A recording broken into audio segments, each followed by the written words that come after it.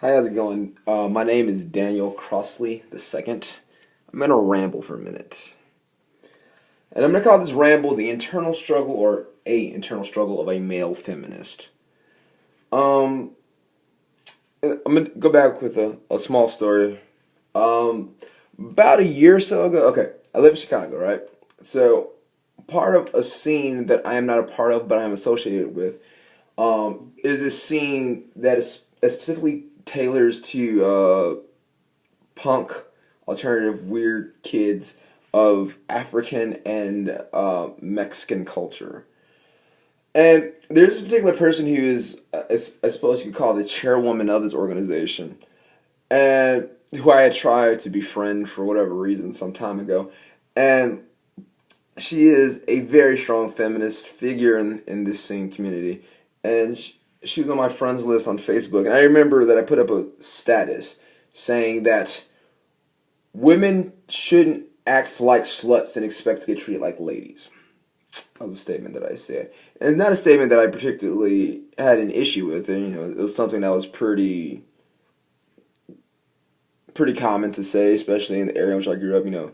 Uh, I did grow up with prostitution being kind of a factor in my earlier childhood, not in my immediate family, but kind of in my frame around that family, with rumors and things like that. And money was getting gotten certain ways that, I didn't know. They're just rumors. And so that statement hadn't, been a big deal, but I remember this particular figure who was strong in this subculture simply commented on the status saying, "This is so fucked up." And then she unfriended me.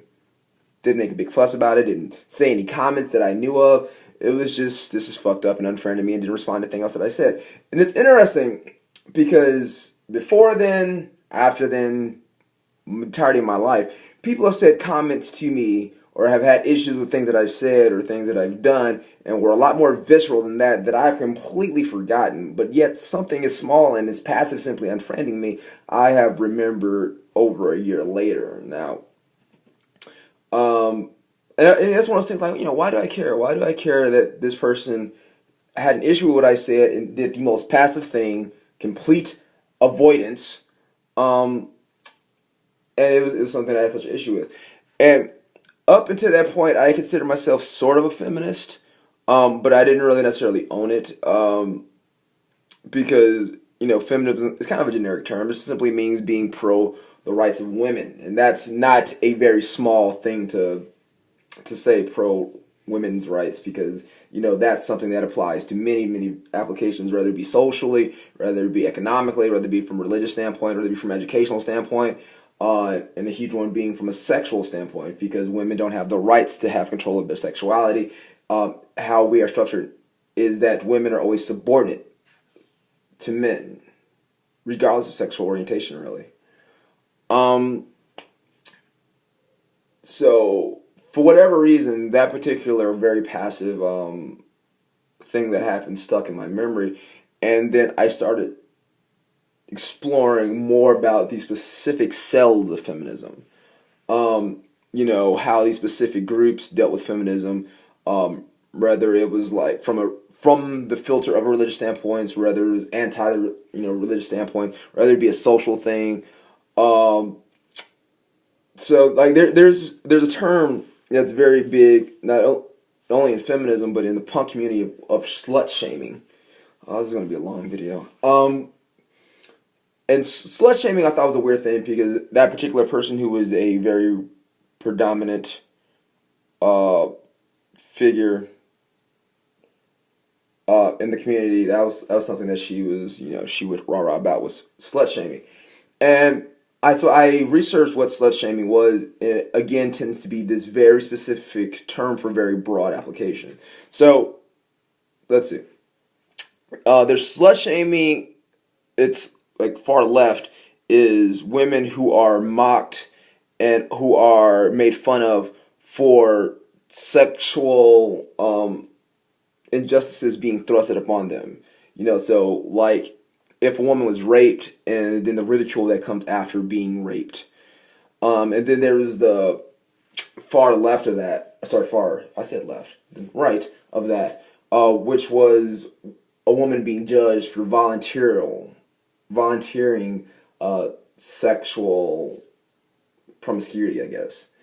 And so for the longest time, I thought these were very separate applications from it. But once I started studying more of the pro-sex feminist movement, I'm realizing that these things aren't as far east and west as I thought they were before.